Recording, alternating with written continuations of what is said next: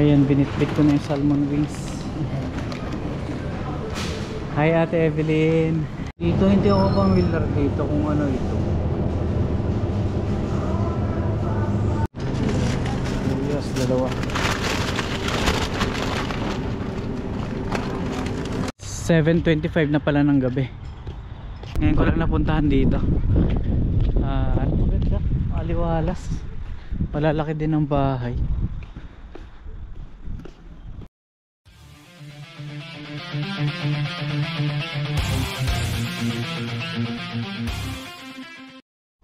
Yo mga ka-pinboy, magandang hapon. Ay, magandang gabi. May mga poste na rito. Tatayuan ng bahay to dito. Yung mga poste nang nakatayo, may hollow blocks na. Wow, magkakaroon ng bahay dito, 4 na bahay yata. Mga ka-pinboy, alas 7 ng gabi. Ang lamig. Mamaya ipupunta ako ng Pack and Save. Pero lakad-lakad muna tayo dito.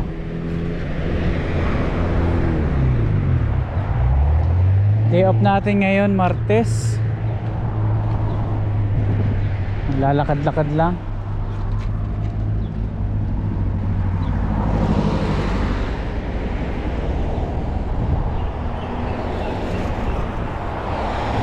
Alright, tawid na.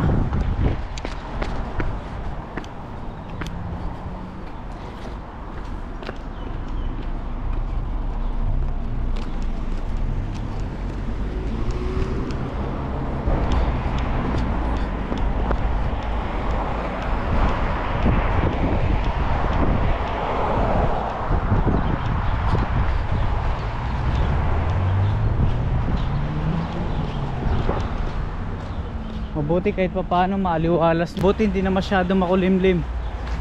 Dalawang araw na nag-uulan. Lunes, Martes. Ngayong hapon medyo umaraw siya. Malamang dito sa park wala masyadong tao. Dahil basa yung Bermuda. Basa yung lupa. May mga naglalaro pa rin. Ayan. Mayroon pa rin pala.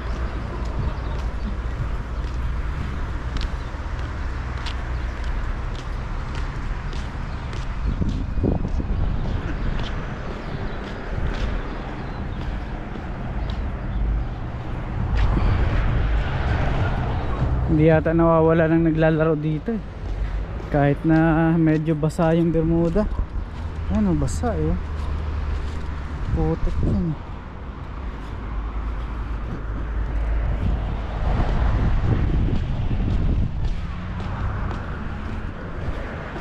Lakad-lakad lang, tapos mamaya punta tayong Pack and Save. Bibili ng makakain. Bibili ako ng ulam. 7:25 na pala ng gabi. Tuwing Martes yung sweldo namin. Yun, pupunta ako ng Pack and Save. Bibili ako ng mauulam, budget para sa mga ilang araw na ulam. Tapos yun, tuwing Martes nagbabayad din ako ng bahay dito sa inuupahan ko. Tapos tuwing Martes din, halos linggo-linggo din ako nagpapadala sa Pinas, sa pamilya, kasi siyempre may mga bayarin, at lalong lalo na sa school ng mga bata. So sa konsumo sa isang linggo yun. So halos linggo-linggo ako nagpapadala sa bahay. So ayun, natapos ko na, napadala ko na lahat, wala na akong problema. Nagtira na lang din ako ng budget ko, nakakaunti. Pagkakasyahin ko to hanggang sumahod na naman next week, Martes. So ganun lang ang buhay, tipid-tipid para maitawid at makaraos sa araw-araw. Ayun, ganun lang ang diskarte. Nakakapag-load na rin ako doon sa bus card ko ng 30. Budget yun sa isang linggo. So planchado na lahat, bayad na sa bahay, pagpadala na sa pamilya. May load na yung aking bus card at nagtira na rin ako ng konting budget para sa isang linggo ko. Bigas, pang ulam, pang tinapay. Ayun, ganun lang ang ginagawa ko linggo-linggo. Tapos kahit pa paano may konting ipon, pero hindi naman syempre ganun kalakihan. So yun lang ang diskarte dito sa New Zealand. Hindi madali at lahat mahal. Lahat may presyo at lahat binabayaran. Walang free dito. Ayan, so nandito ako ngayon sa Mount Fort Park. Lalakad-lakad lang.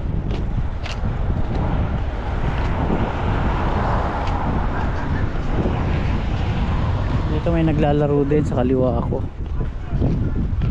Mamaya pagka nakaikot-ikot na tayo rito, pupunta na ako Pack and Save. Ang lamig ngayon.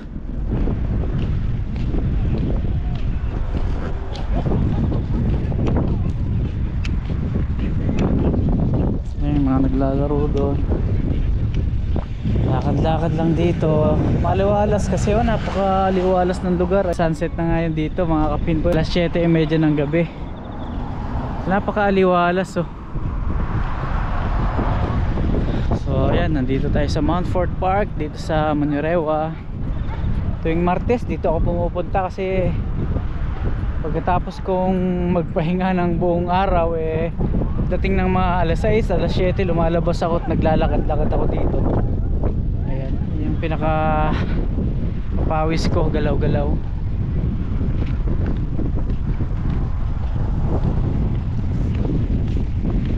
Pupunta sana ako doon, kaya lang medyo basa nga yung Bermuda, medyo putik-putik. Kaya dito na lang tayo. Siguro pag narating natin yung dulo, balik uli. Tapos diretso na Pack and Save.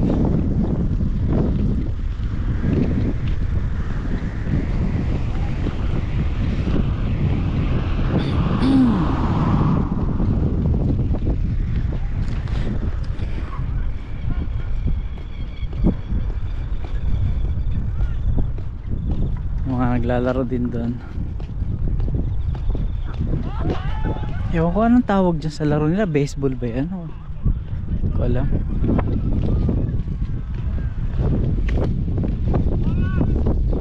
Ito yung ito yung swimming pool dito sa Manurewa. Manurewa Pool and Leisure Center. Ayan, may dyan, may fitness gym, swimming pool, may sauna rin dyan, may ano pa ba meron dyan.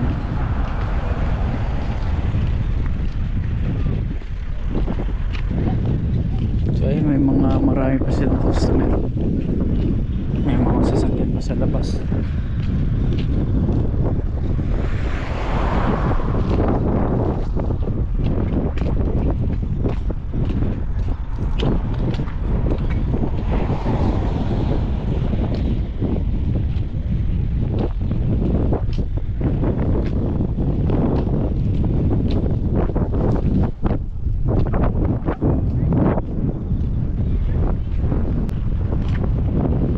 Dito kasi may membership.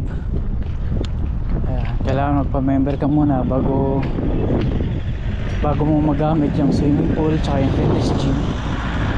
So ayun, lakad-lakad lang tayo dito. Ang dami ng nakaparadang mga sasakyan pala.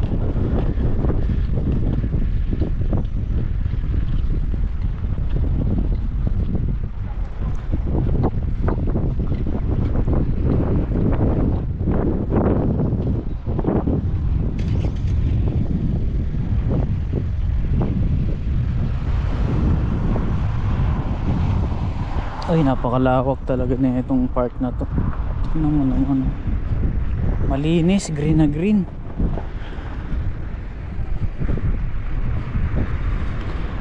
Pero ngayon medyo malamig yung hangin. Buti na lang nag-jacket tayo. Hindi, bala ko nga sana mag t-shirt lang. Malamig.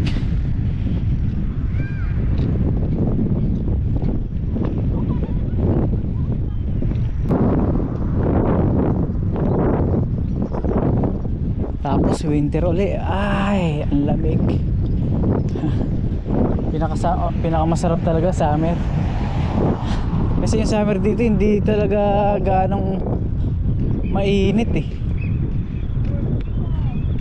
Mararamdaman mo pa rin yung lamig. Minsan malamig ang hangin pero summer yun ah.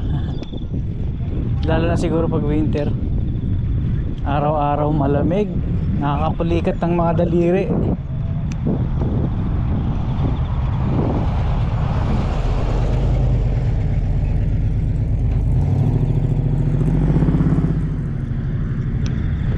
Ito yung Martes, lagi ko silang nakikita nagtitraining dito. Rugby team. Ito yung Martes yan, ganyan yung uniform nila, kulay blue.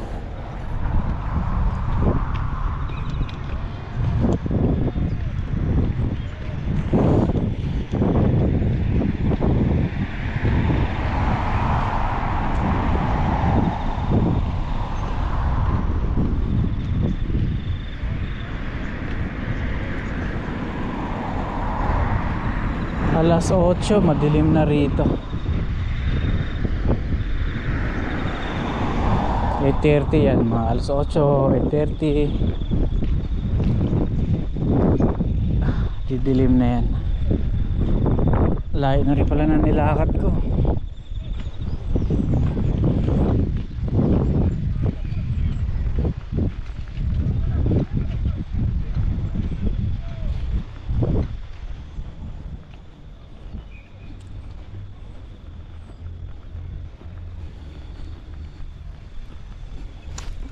Maghapon din kasi ako nagpahinga.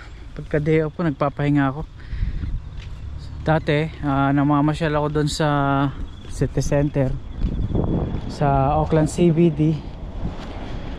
Nung naiba na yung day off ni Ginald, medyo naglaylo ako. Masarap din yung may kasamang namamasyal eh.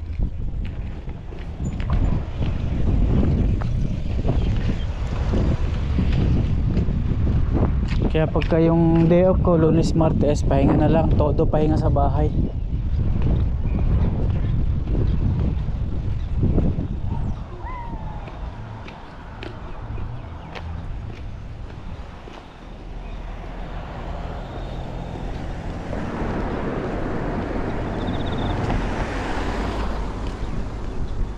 Meron pa rin pala dito. Ang haba nga. May gate nga lang, sarado. Sa tapat meron pa rin. Diyan ako nagpunta nung nakaraang linggo, yung may nagmumotorsiklo. Yan, likod nyan. Maganda rin dyan. Mga kapinboy, lakad-lakad lang tayo dito sa Mount Fort Park. Napakaganda rito maglakad-lakad. Para ka naka-aircon. Ayan, dito tayo sa Mount Fort Park, Manurewa.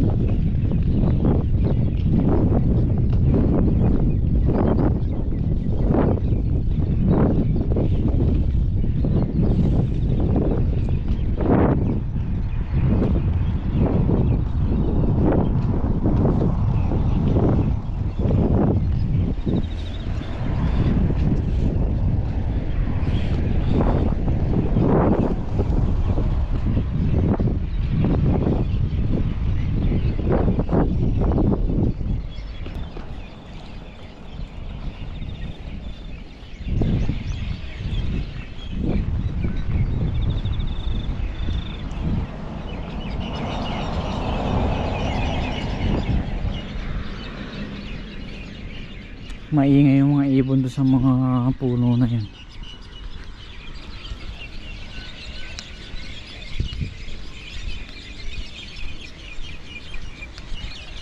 Ngayon ko lang napuntahan tong mga kabahayan dito. Pwede rin pala dito. Ay, dito tayo. Yun.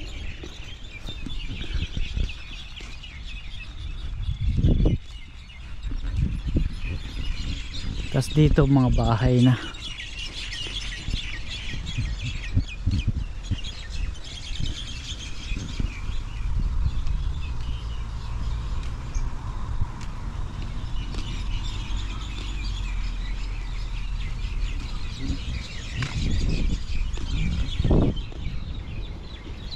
Ay, nandito tayo. Nakapag ano rin, nakapaglakad-lakad din. Nakapag inat-inat din.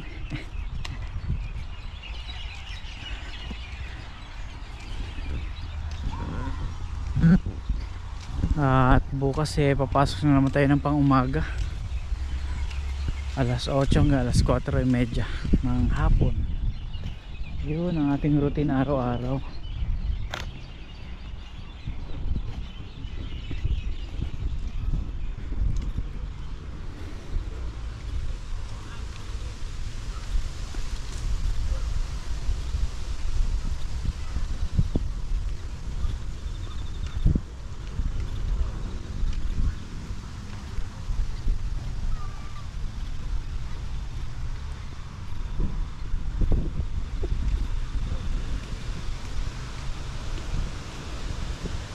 Dito mga bahay pero akala mo walang tao.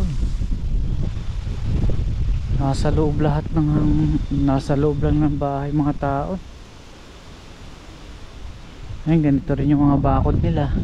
Ayan, may mga wire, yero. Parang sa atin lang din eh. Kahoy. Tapos may mga ayan, sa bakod may gumagapang na patola, upo. May nakikita akong ano, upo yata yun.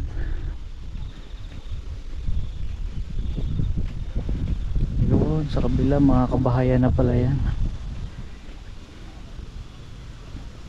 Hindi ko natanaw dun.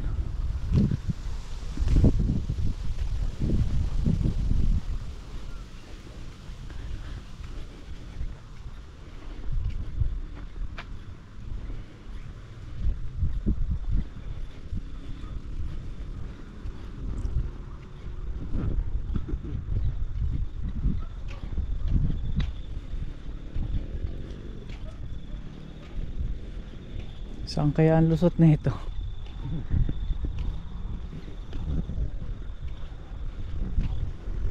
Walang mga tao. O nasa trabaho lang. Pero hindi eh. May mga andyan yung mga sasakyan eh.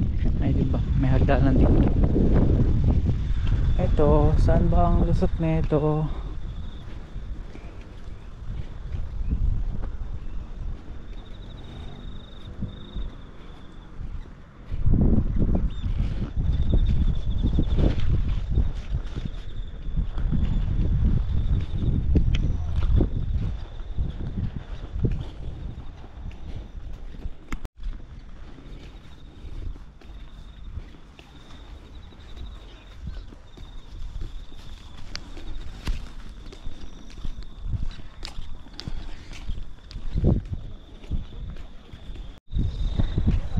Ayun, meron pala dito mga lusutan eh. Mga bahay na. Malamang ang labas ko nito ano na, doon na sa malapit sa bahay namin. Kasi parang umikot lang ako doon eh. Umikot lang ako doon, pumunta rito, tapos lumusot dito. Siguro yung kalsada na yun, malapit na yun sa bahay. Yun nga yung tumbukin natin. Mukhang tama nga ako.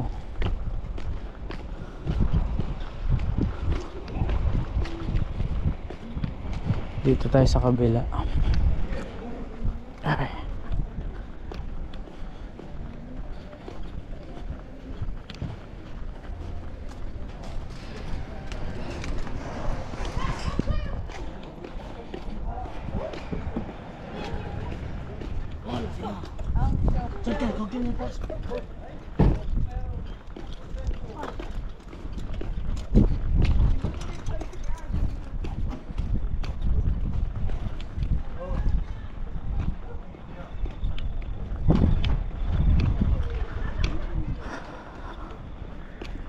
Ganito ang mga bahay dito sa Manyorewa.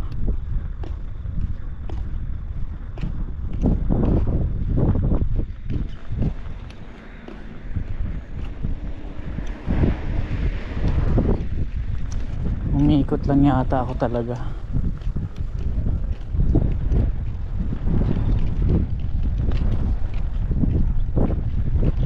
Dito may pababa pa rito.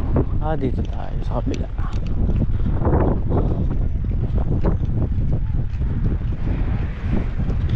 Dito pala umiikot ang 361. Nakakarating pala ang 361. Malamang doon tayo. Ang labas natin dyan, kanto doon malapit sa bahay.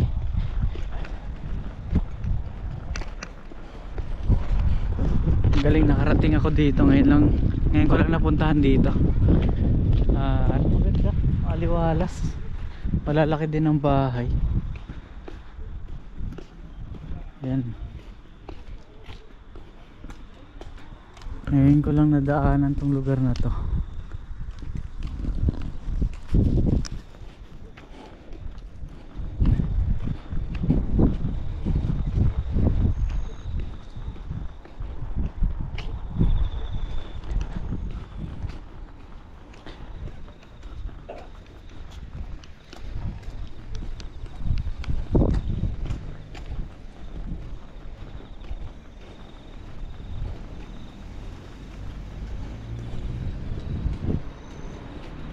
Umiikot lang eh.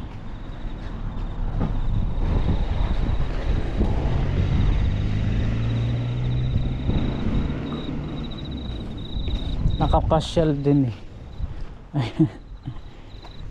Nakapasyal din dito sa lugar na ito.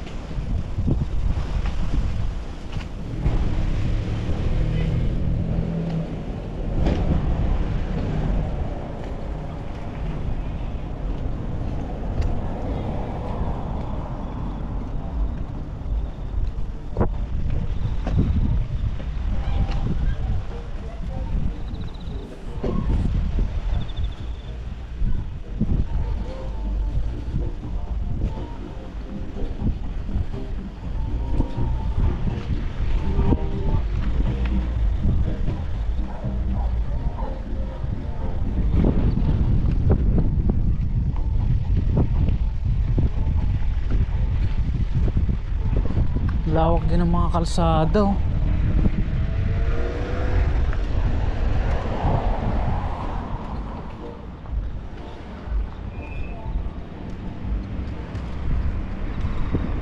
Lalaki ng bahay. May mga ano sila, may mga bakuran na malalaki. Yan, kagaya na ito. Ang lalawak ng kanilang mga bakuran. May mga gate.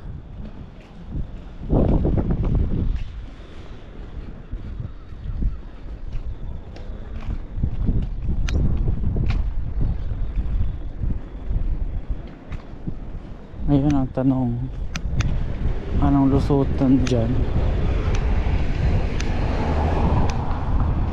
May lusutan ba dyan?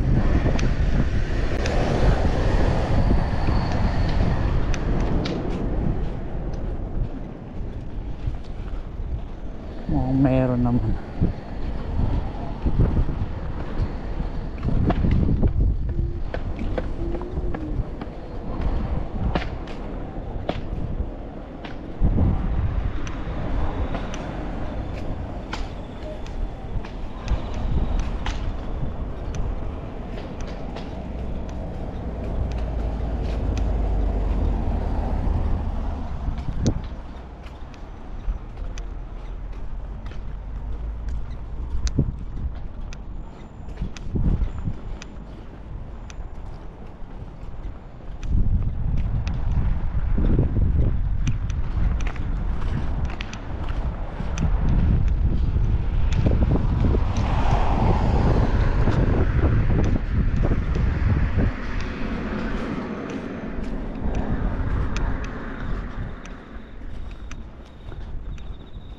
yan nga, itong dulo na ito, yun yung malapit sa bahay. Itong dulo na ito, paikot. So ayan, diretso na tayong pack and save.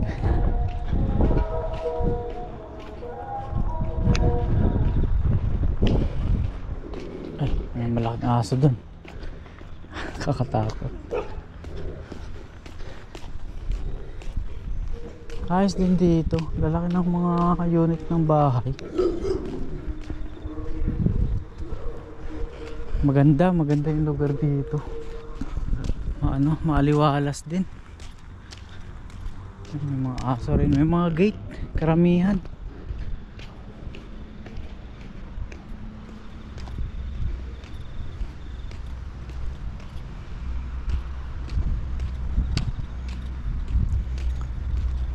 Kapag ako bumababa ng bus doon malapit sa stoplight, dito ang diretso ng bus 361 eh. Tapos umiikot na lang din pala yun. Dito dumadaan yung bus 361.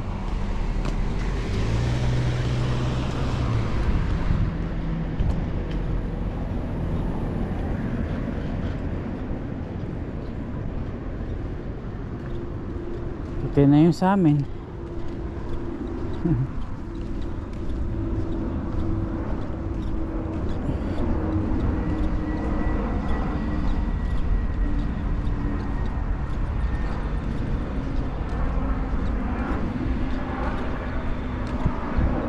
Ayan na yung Weymouth Road. Diyan ako galing nang palabas ako papuntang Mount Fort Park.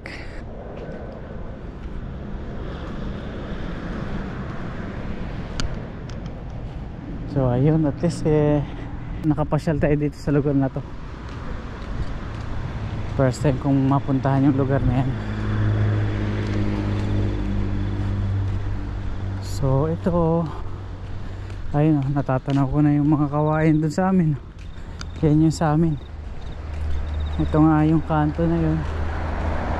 Yun, dun ako galing sa Mount Fort Park. So kakaliwa tayo rito para bumili ng ulam sa pack and save. Bahay namin dito sa kanan ko, may mga kawayan. Ang layo rin ang naikot natin. Siguro kulang din may 30 minutes din siguro.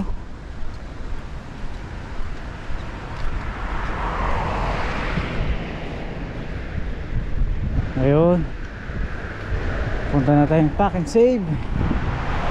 At medyo madilim-dilim na rito.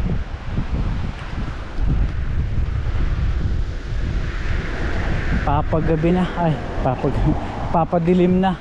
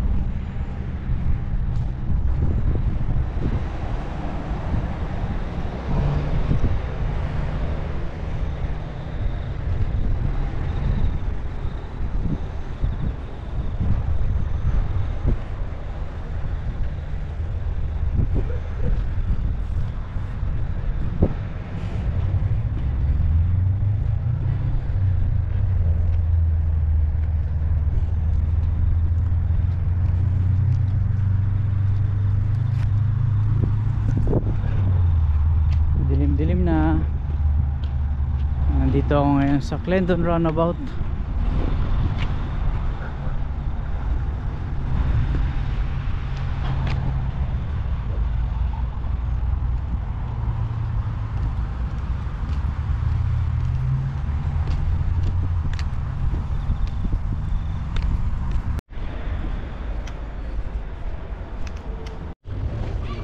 Yun, nandito na tayo sa Pack and Save.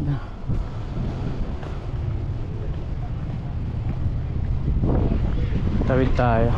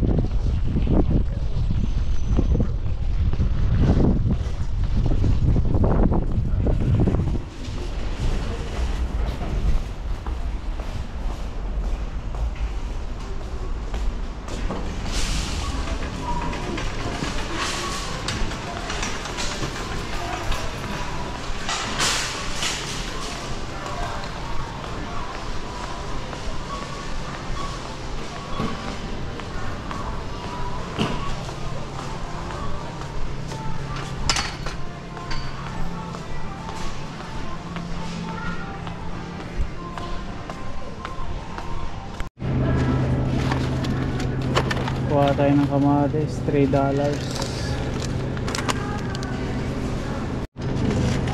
Yes, dalawa.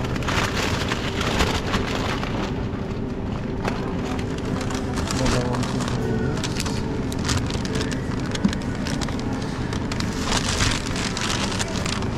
Dahil ng sibuyas.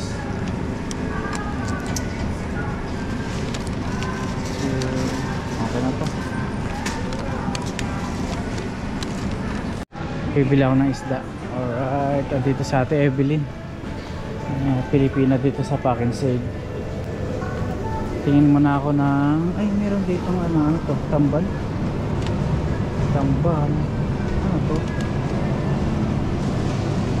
Salmon wings. Ayos din eh. Salmon wings. Mukhang masarap din yung ano to, sabawan.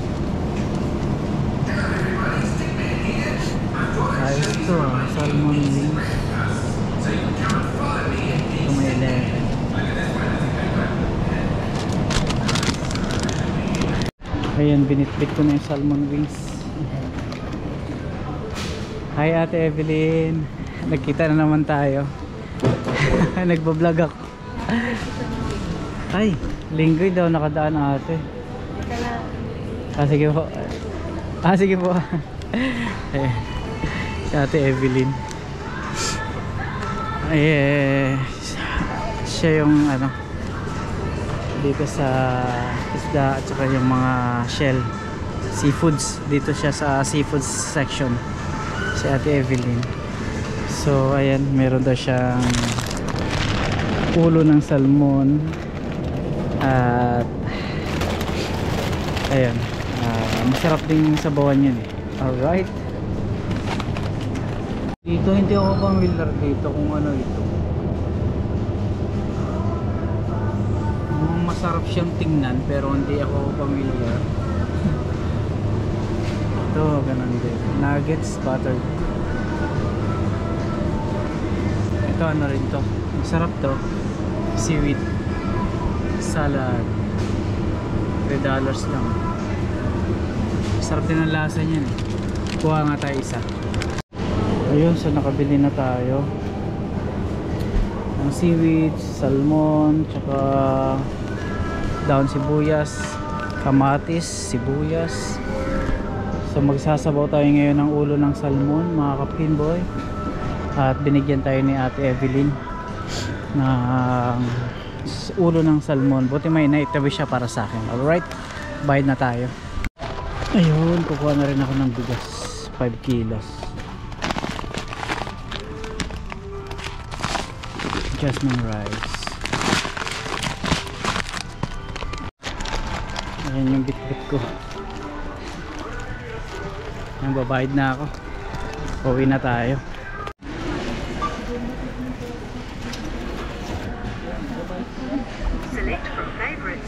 Yung bayaran na natin mga Captain Boy.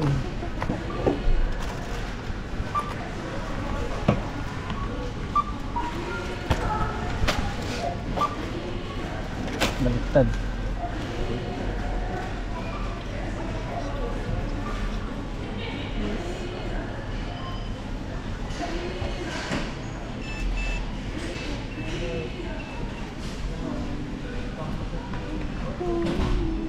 Okay.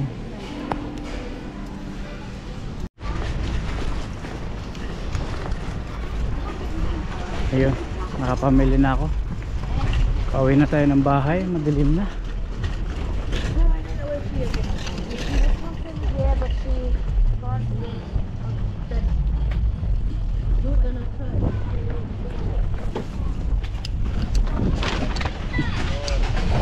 Bili din ako ng bigas, 5 kilo.